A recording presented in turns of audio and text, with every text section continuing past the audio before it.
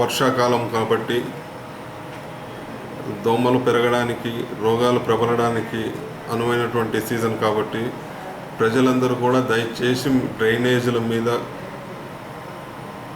బండలు వేసి మూసివేయడము, అదేవిధంగా డ్రైనేజ్లో వ్యర్థ పదార్థాలను వేయడము లాంటివి చేయరాదు.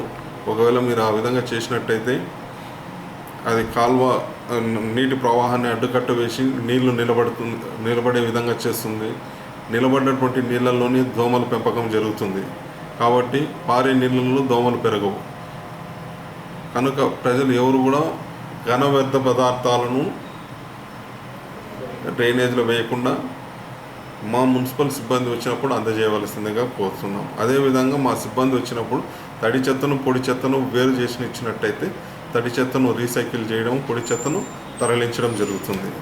కాబట్టి ప్రజలు ఎవ్వరు కూడా డ్రైనేజీల మీద మూతలు వేయడము, అదేవిధంగా డ్రైనేజ్ నీటి ప్రవాహానికి ఇబ్బంది కలగకుండా మీ ఎంతో సహకారాలను అందించాల్సిందిగా మున్సిపాలిటీ తరఫున కోరుతున్నాం.